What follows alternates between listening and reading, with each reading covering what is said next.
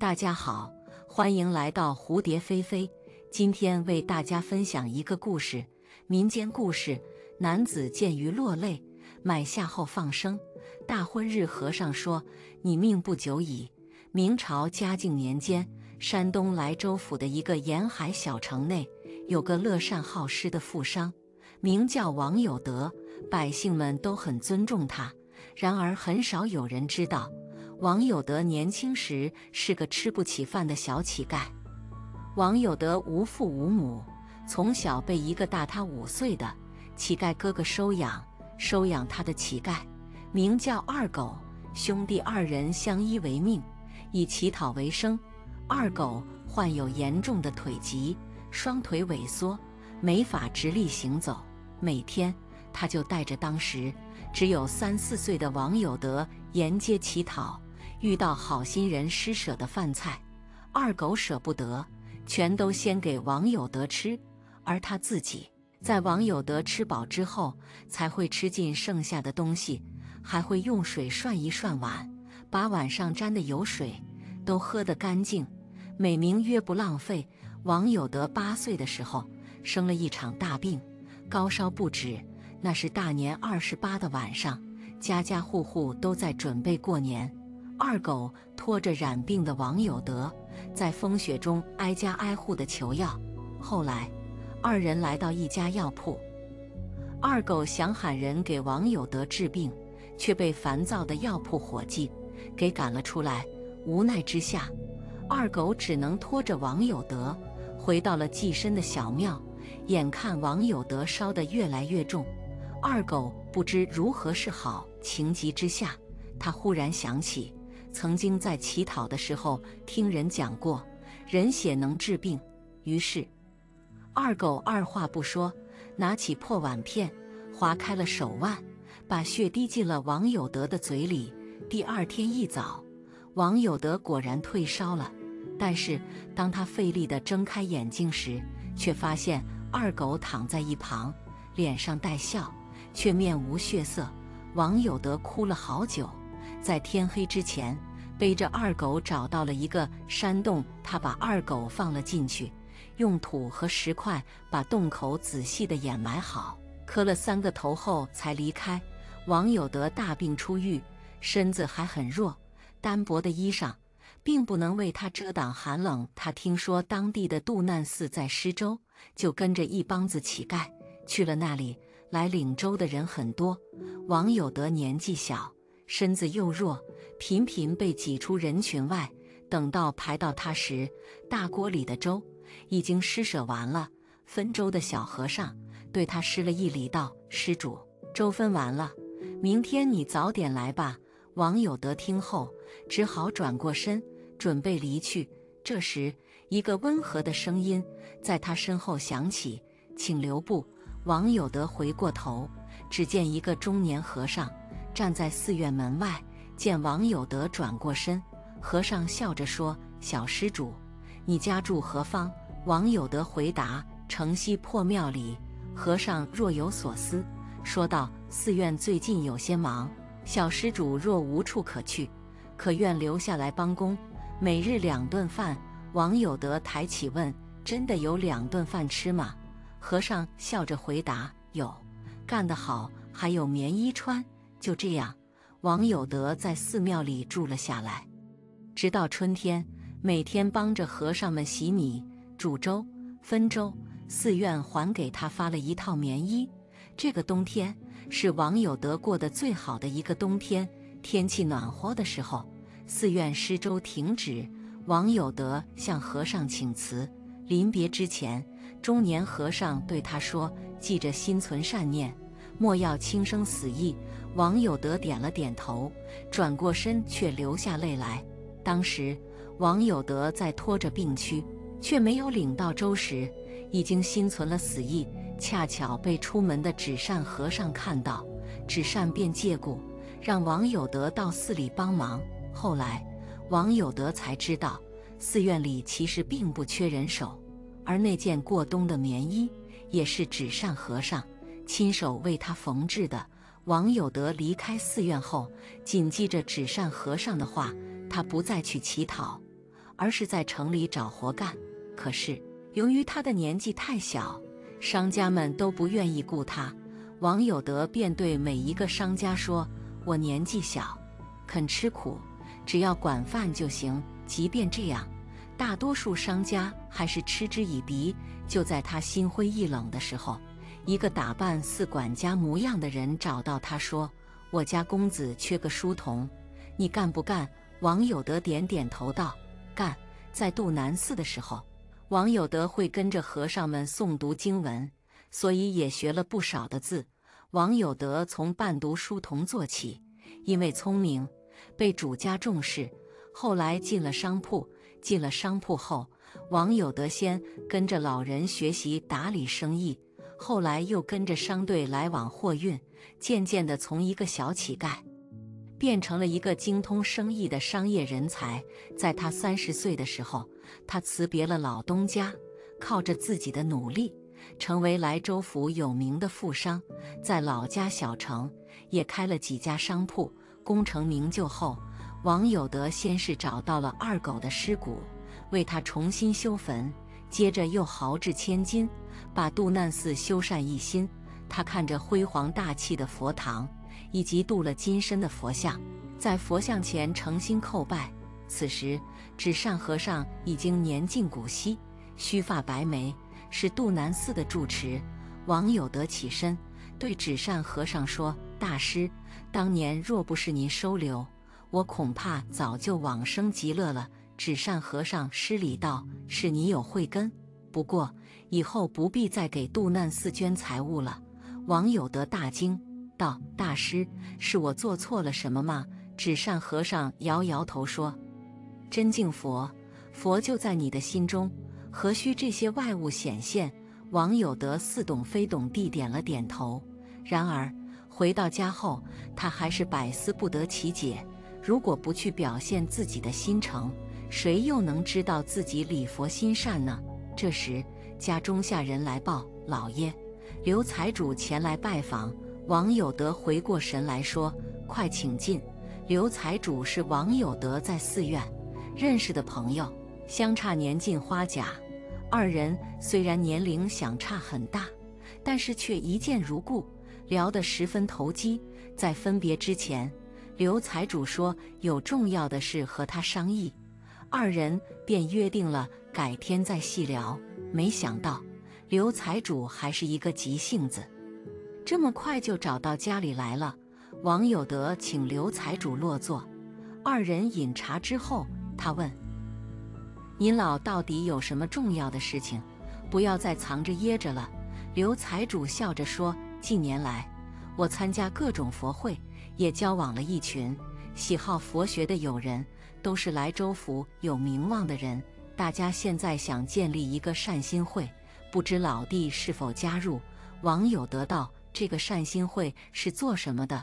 刘财主回答：“主要是佛学交流，当然成员都是有头有脸的人物，大家也想为莱州府做点好事，宣扬众生平等的理念。”王有德一听，这不就是纸扇大师想要自己做的吗？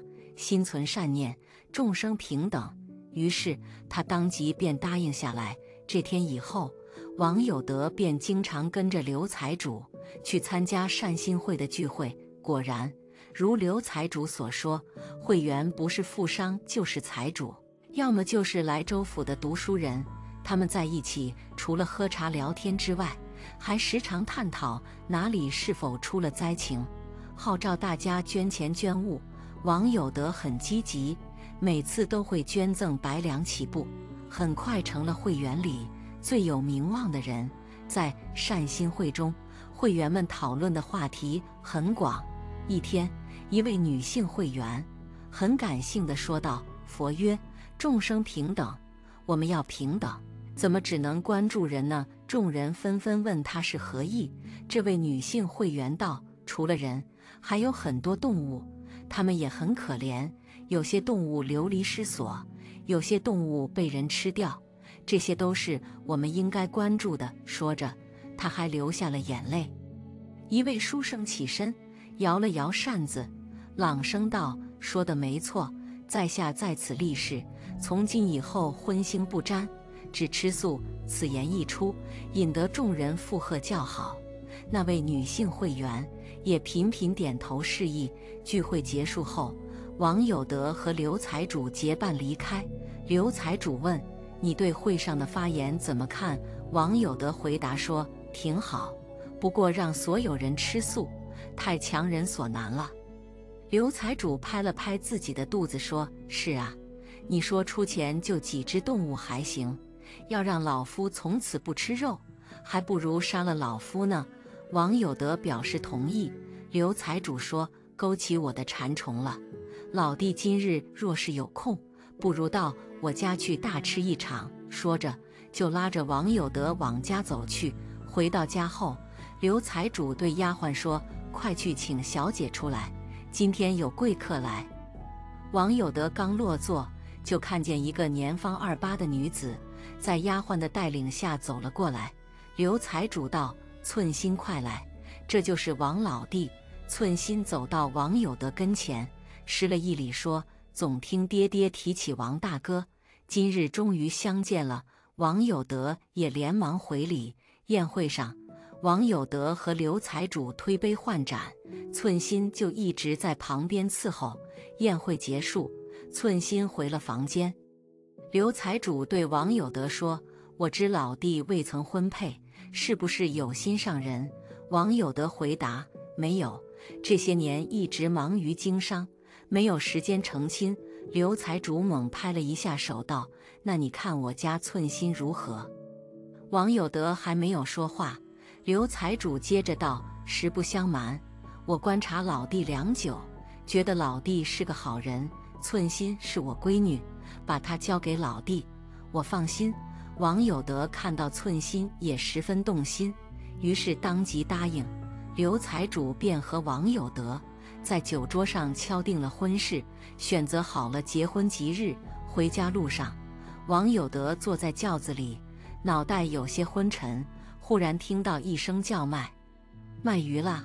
难得一见的珍品，10两银子绝不吃亏。”王有德心有所感，让轿夫停下了轿子，喊来小厮说：“去看看什么情况。”不一会儿，小厮回来说道：“老爷，是条怪鱼，像鳝鱼似的，全身黑色，但是背有金线，十分奇特。”王有德听后来了兴趣，于是走出轿子去观看。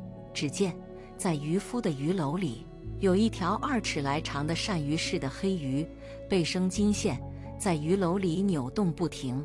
当黑鱼扭过头来看向王有德时，他看到了鱼眼里的泪光，似乎是在求救。王有德动了恻隐之心，花了10两银子，从渔夫手里买下了黑鱼。上轿之后，王有德对轿夫说：“不回家了，快去海边。”小厮不明所以，也只好抱着鱼篓，跟着轿夫向海边走去。到了海边，王有德从鱼篓里拿出黑鱼，然后往海里一抛，大声说：“回家吧，别再被人抓住了。”小厮这才明白王有德的心意，说道：“老爷，您真心善。”这句话刚说完，他就指着海里大喊道：“老爷，黑鱼回来了，他舍不得您。”王有德听后，顺着小厮指的方向一看，黑鱼果然游了回来。王有德顿时失了眼眶，道：“果然是万物有灵啊！”他站在海边，把黑鱼捞起，说：“我知道你舍不得我，不过大海才是你的家，回去吧。”说着又使劲一抛，把黑鱼抛回了海里。不过还没一会儿，黑鱼又向海边游来。小厮道：“老爷，这条黑鱼不会成精了吧？”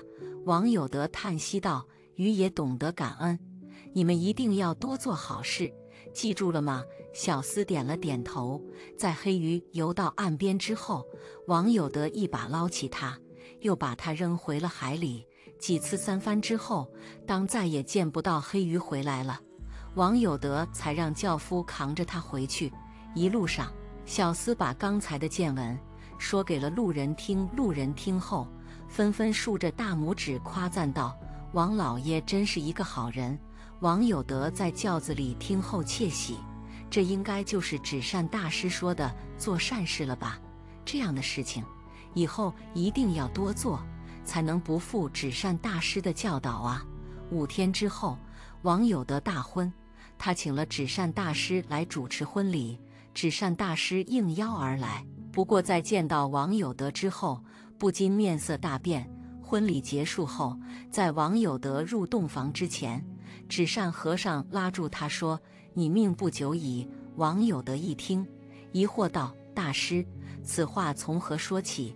王有德不是不信任纸扇，不过今天是自己大婚的日子，自己能出什么问题？纸扇大师对他说道：“你眉间黑气缠绕，最近一定造了杀孽，你仔细想想，是否有这回事？”王有德摇了摇头回答：“没有。”大师，你是不是搞错了？纸扇大师递过一串佛珠道：“把这个戴在手腕上，可以保你一命。”王有德将信将疑，但还是把佛珠戴在了手上。进入洞房，寸心盖着头巾，端坐在床边。王有德掀开了头巾，把寸心缓缓推倒，说：“娘子，我们就寝吧。”寸心抓着王有德的手臂，碰到了他手腕上的佛珠，疑惑道：“夫君，怎么不把这个佛珠摘下来？”王有德回答：“这是纸扇大师送给我的，不碍事。”云雨之后，二人沉沉睡去。半夜，王有德却感到一阵窒息，在他的脑海里，一条大黑鱼突然出现。“你害了我，也让你尝尝窒息的滋味。”说完，王有德感觉周身仿佛被海水包裹，呼吸越来越困难。这时，手腕上的佛珠发出金光，海水和窒息感骤然退去。王有德猛地睁开眼，深深地吸了几口气，喘个不停。屋外，院子里传来了纸扇大师的怒喝：“妖孽，休得伤人！”王有德急忙下床，跑到屋外一看，纸扇大师周身金光闪烁，一条黑色的大鱼影子正在不断地攻击纸扇大师。大鱼影子道：“老和尚，别多管闲事，他害我性命，我为何不能讨回来？”在大鱼影子的叫骂中，王有德也得知了事情的真相。原来这条大鱼影子正是王有德抛到海里的那条黑鱼的冤魂。黑鱼原本在湖中修炼，被渔夫捕捉后拿到市集上售卖。王有德当时心有所感，也是黑鱼在求助，渔夫卖价太高，围观的人根本买不起。黑鱼便向有钱的王有德求助，如他所愿，王有德买下了它。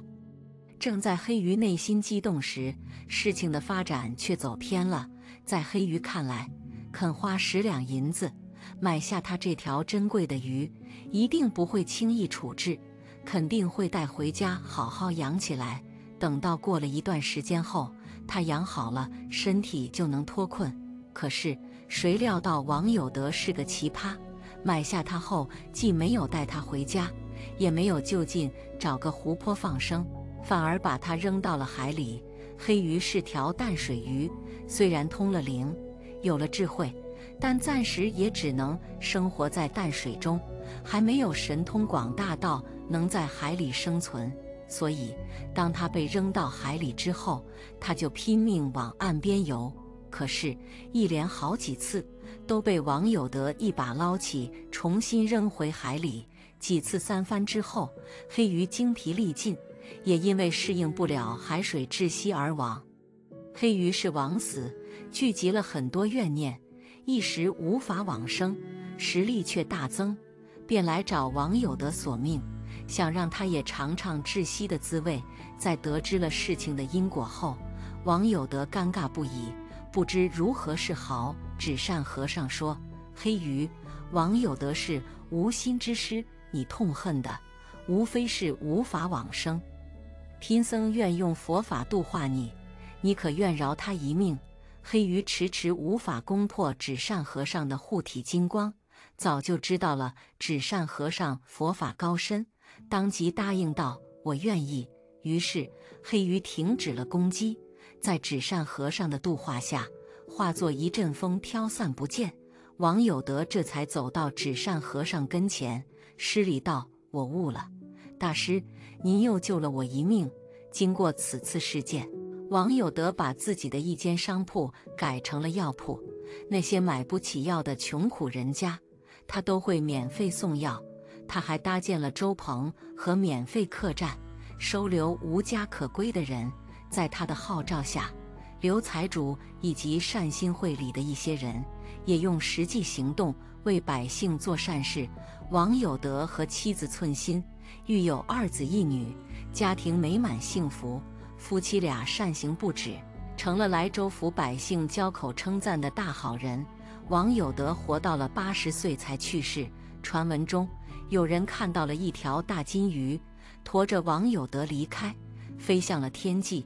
王有德身为一个小乞丐，接连遇到了好心人，在二狗、纸扇和尚以及让他当书童的东家的影响下，他一直心存善念。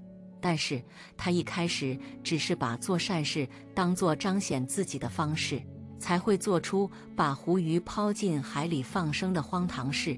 就如善心会里的一些成员一样，他们都是把善当作一种满足自己私欲的手段。在被黑鱼复仇后，王有德才明白了纸扇大师所说的心中有佛的含义。他开始积极地帮助百姓，主动帮百姓做好事，才终于得到百姓们的认可。俗话说，为善见善，善善相生，自然得福。做善事不是作秀。现实生活里，有些人把善行当作一种手段，虽然满足了自己的私欲，却也会给别人造成伤害。以上就是本期视频的全部内容。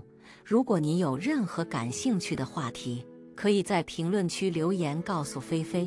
都看到这里了，点个订阅再走吧。